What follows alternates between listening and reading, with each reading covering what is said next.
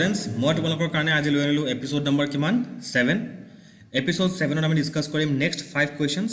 যিবিলাকে আগৰ এপিসোড চাইছা তোমালোকে জানাই যিবিলাকে আগৰ এপিসোড চোৱা নাই ইহঁতক কৈছো মই আমি চাই আছো যে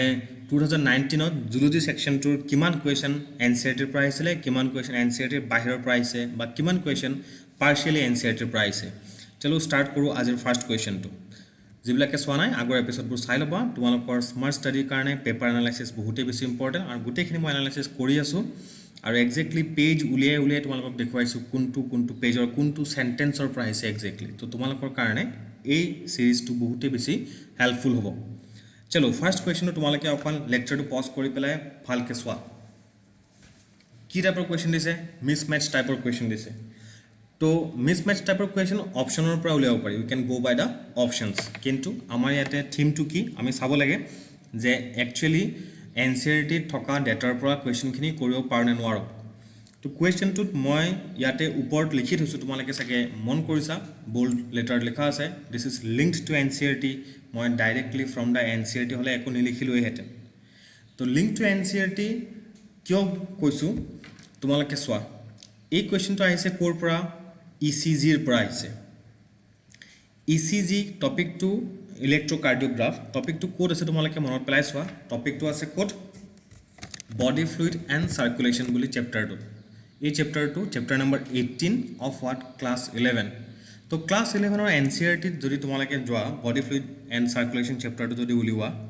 তাত পেজ নম্বৰ 285 ত তোমালোকে একদম লাষ্টত নে দেখিবা ইসিজি তাৰ নেক্সট পেজত ইসিজিৰ কথাখিনি অকন ডিটেইলছত আছে তো পেজ নম্বৰ 286 লৈকে তোমালোকে যাব পাৰা নিজৰ ইসিজিত আৰু ইয়াতে ইসিজিৰ একদম এবিসি খিনি দিয়া আছে ইসিজিত কোড হাতৰ কোড ভৰিৰ কোড ইলেক্ট্ৰোডছ বিলাকৰ কানেকশন দিয়া যায় বা পি ওয়েভ কি বুজায় কিউআৰএস ওয়েভ কি বুজায় টি ওয়েভ কি বুজায় হেবোৰ দিয়া আছে তো সেইখিনি কথা ইয়াতে বোল্ডতো লিখা আছে তো বোল্ডত থকাখিনি তোমালোকৰ চকুত পৰিছে চাগে তো পি ওয়েভ কি বুজায় আছে পি ওয়েভ বুজায় আছে depolarization of what atria QRS কি বুজায় আছে depolarization of ventricles তেনেকে T wave কি বুজায় আছে repolarization কাৰ repolarization ventricular repolarization তো এইখিনিৰ পৰা যদি আমি স্টাৰ্ট কৰো অপচন বিলাক চাব তেতিয়া হলে আমি অলমোস্ট ম্যাচ কমপ্লিট কৰিব পাৰো কাৰণ P QRS আৰু T wave ইয়াতে খুদিছে তো P কাৰ লগত যাব P যাব depolarization of what atria তো a যাব 4 লগত QRS তেনেকে যাব কাৰ লগত depolarization of ventricle তো b যাব কাৰ লগত 1 ৰ লগত T wave কাৰ লগত যাব repolarization of ventricles তো c কাৰ লগত যাব 2 লগত যাব তো এতিয়া বাকি থাকিলে অপচন ডি টু কিন্তু এই তিনটা চাই পেলাই আনসাৰ কৰিব পাৰো নেকি চাওচোন আমি এই তিনটা যদি চাও এই তিনটা ইয়াত আৰু ইয়াত অপচন এ আৰু অপচন ডি তিনিটা একে আছে আপ টু সি দেখিলা তোমালোকে তো যদি আমি এক্স্যাক্টলি ডিটারমাইন কৰিব বিচাৰ কোনটো আনসাৰ হ'ব the determining factor is actually the fourth option D তো ডি কেতিয়া হয় আমি জানিব লাগিব reduction in the size of T wave আচ্ছা এতিয়া এই কোৱেশ্চনটো যদি ডি টু নজনাকে কৰিব নোৱাৰিলৈ হেতেন আমি তেতিয়া হলে মই এটো আউট অফ এনসিআৰটি বুলি দিলো হয় কিন্তু ডি টু নজনাকেও অকমান গেছ ওয়াৰ্ক কৰি পেলাই এই আনসাৰটো কৰিব পাৰি কেলে কৈছো শুনা যদি টি ওয়েভ ৰিডিউস হৈছে তেতিয়া হলে obviously এজন হেলদি পাৰসনৰ ইসিজিৰ নিচিনা এটো ইসিজি নহয় টি ওয়েভটো অকন সৰু হৈছে তাৰ মানে মানুহজনৰ কিবা নহয় কিবা এটা হাৰ্টৰ প্ৰবলেম হৈ আছে তো সেই প্ৰবলেমটো কি এক্স্যাক্টলি জানিব লগাটো এই কোৱেশ্চনটো কৰিব কাৰণে নেসেসাৰি নহয় তোমালোকে এই অপচন কিটাত কলাম 2 ৰ অপচন কিটাত ডিজিজ বিচাৰা তেতিয়া হলে তোমালোকে গম পাবা ইয়াতে অকল এটাই ডিজিজ আছে বাকি depolarization of ventricles and atria and repolarization of ventricles and atria they are actually normal phenomenon তাৰ কাৰণে ইসিজিত একো চেঞ্জ নাই ইনফ্যাক্ট এইবিলাকৰ কাৰণে নৰমাল ইসিজিটো আহে ইসিজিক ডেভিয়েট কৰিব পৰা এটাই বস্তু আছে হেতু হল কোৰোনাৰি ইস্কিমিয়া কোৰোনাৰি ইস্কিমিয়া কি একো নাজানিলে হ'ব তোমালোকে খালি জানিলে হল যে এটো নরমাল নহয় আৰু ইয়াতে এই বস্তুটো নৰমাল নহয় আৰু নৰমাল হাৰ্ট নাথাকিলেহে এনেকুৱা হ'ব পাৰে তেতিয়া হলে এই ডিজিজটোৰ লগত obviously D2 ৰিলেটেড হ'ব তো এনেকে কৰি পেলাই আমি আনসাৰটো উলিয়াব পাৰো which is D ফাইন চলো তো সেই কাৰণে এতিয়া লিংক টু এনসিআৰটি ক্যাটেগৰি দিলো তোমালোকে বুজিলা এতিয়া মই নেক্সট কোৱেশ্চনটো লৈকে আহো নেক্সট কোৱেশ্চনটো কি আছে কনসিডাৰ দা following statements হ'ব লাগিছিল এইটো চলো তো ইয়াতে কোএনজাইম অৰ মেটাল আয়ন প্ৰস্থেটিক গ্ৰুপ এইবিলাক ৱৰ্ড আছে এপো এনজাইম এইবোৰ ৱৰ্ড আছে তো এইখিনি তোমালোকে অকণ আকৌ পঢ়ি চাব পৰা কোৱেশ্চনটো পজ কৰি পেলাই তো তোমালোকে কি কৰিবা তোমালোকে এই কোৱেশ্চনটো কোৰ পৰা আহিছে প্ৰথমতে হেতু হবা কোৱেশ্চনটো আহিছে কোৰ পৰা কোফেক্টৰ বুলি পেলাই এটা টপিক এটা আছিল কোফেক্টৰ টপিকটো আছিল কোড বায়োমলিকুলাৰ তো বায়োমলিকুলাৰ একদম লাষ্ট পেজটো লৈকে যদি আমি যাও বায়োমলিকুলাৰ কোড আছে তোমালোকে জানা বায়োমলিকুলাৰ সবে জানা বায়োমলিকুলাৰ একচুয়ালি বায়োলজিৰ কোড আছে হেতু উৰিছো মই বায়োমলিকুলাৰ দুটা জায়গাত আছে একচুয়ালি দেই কেমিষ্ট্ৰিটো আছে অৰ্গেনিক কেমিষ্ট্ৰিত পাইছা বায়োমলিকুলাৰ আমি ইয়াতে জুলজিৰ ডিসকাস কৰি আছো তো বায়োলজিৰ বুকত ক্লাস 11ত চেপ্টাৰ নম্বৰ 9ত বায়োমলিকুলাৰ আছে তো সেই চেপ্টাৰটো লৈকে যাও যদি পেজ নম্বৰ 159ত যদি আমি চাও 159ত তেতিয়া হলে তোমালোকে কোফেক্টৰ বুলি পেলাই এটা টপিক পাবা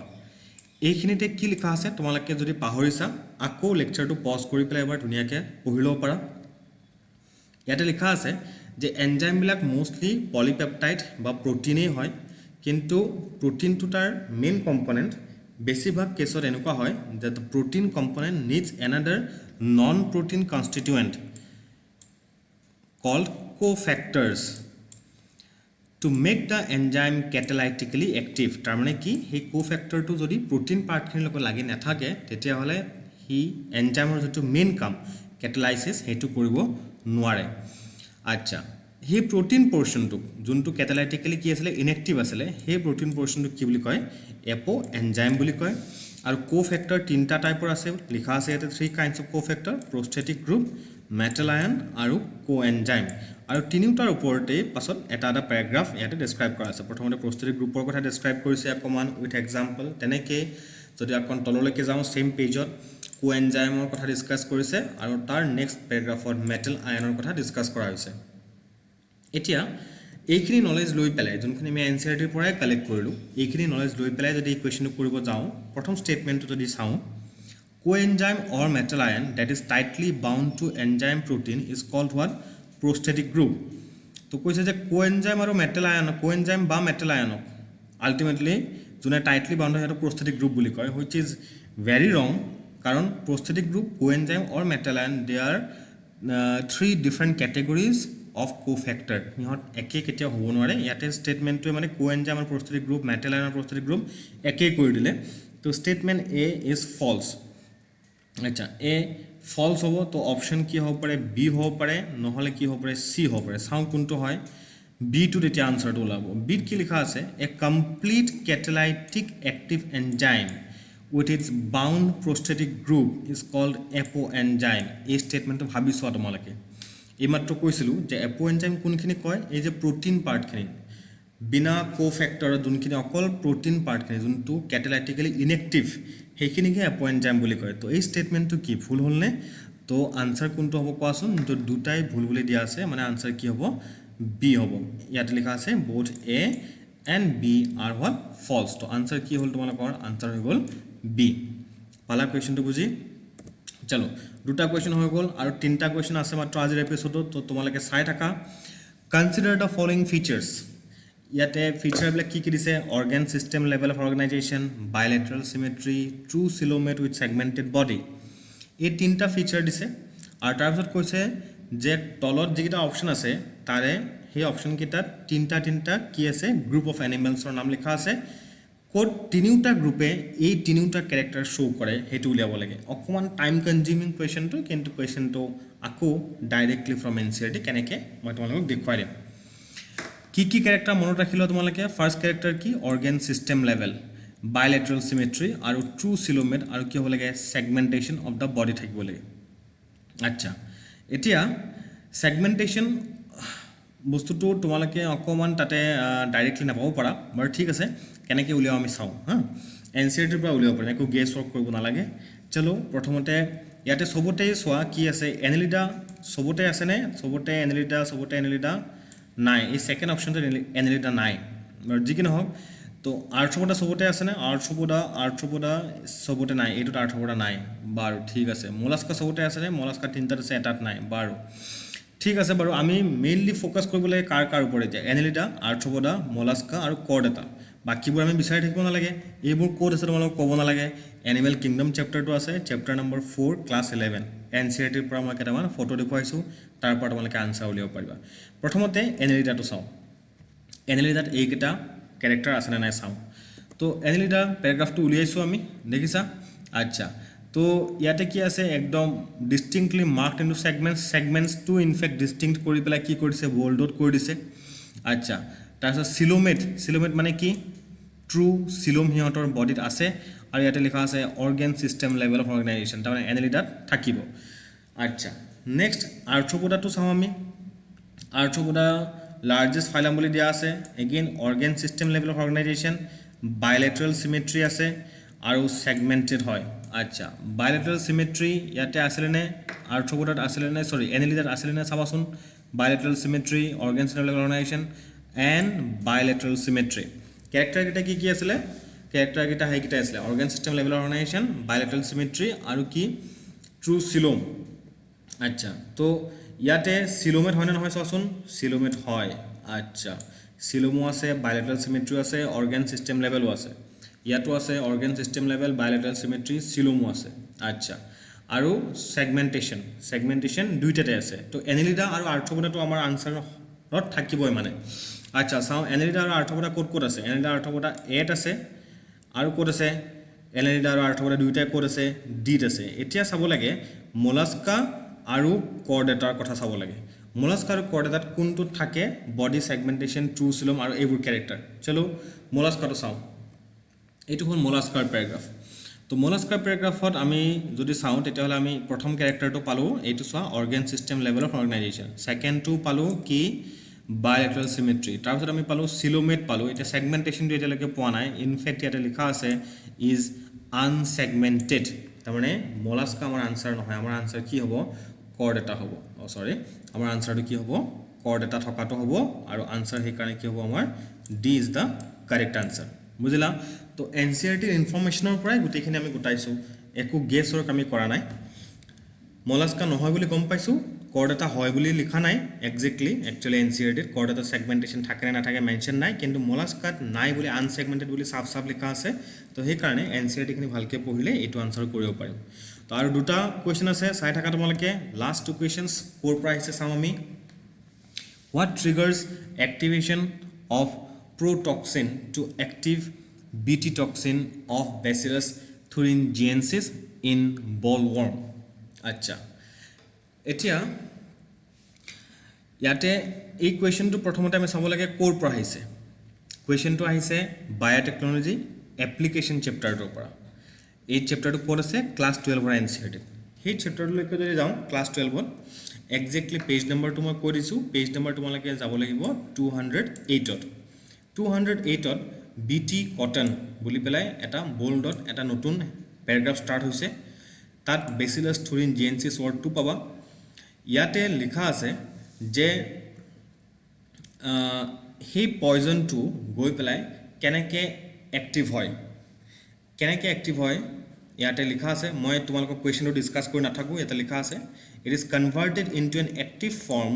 of toxin due to what alkaline pH of the gut পালো ইয়াতে কুৱেশ্যনটোৰ আনসাৰ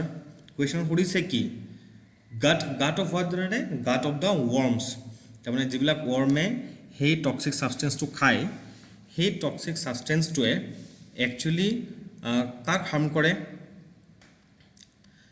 সেই ইনসেক্টটোক সেই ৱৰ্মটোক হাৰ্ম কৰে বুজি পাইছে না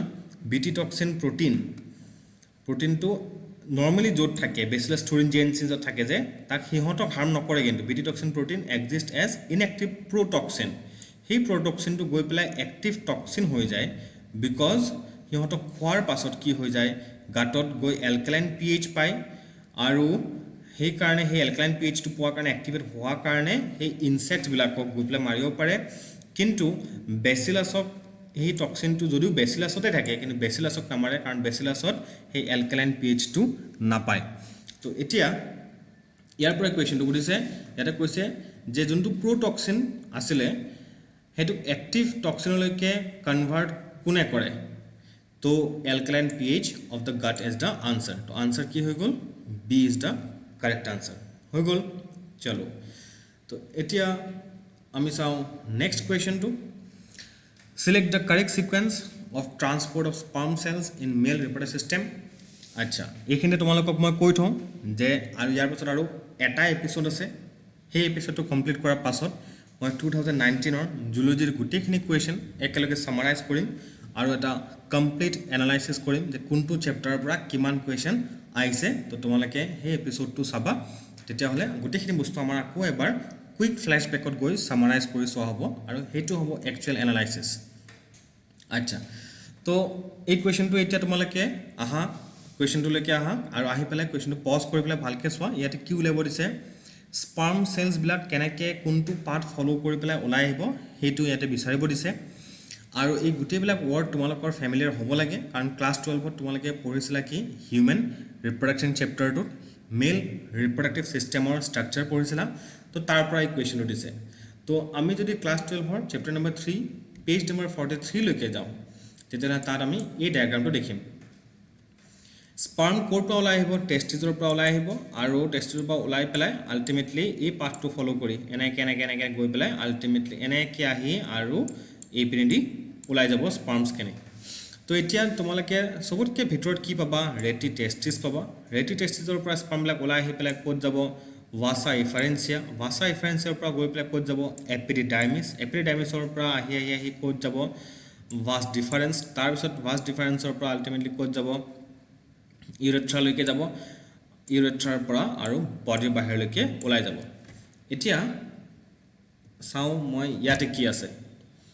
ইয়াতে প্ৰথমতে দিছে সেমিনিফাৰাছ টিউবুল। ইয়েছ, প্ৰথমতে সেমিনিফাৰাছ টিউবুল থাকিব, কাৰণ ৰেটি টেষ্টিজলৈকে যে আহিছে ক'ৰ পৰা আহিছে, এইবিলাক জেগাত কি আছে, এইবিলাক জেগাত আছে সেমিনিফাৰাছ টিউবুল। এইবিলাক জেগাত গোটেই সেমিনিফাৰাছ টিউবুল আছে। তোমালোকে থিওৰিখিনি পঢ়িলে ইয়াৰ ওচৰত থকা এইখিনি গম পাই যাবা।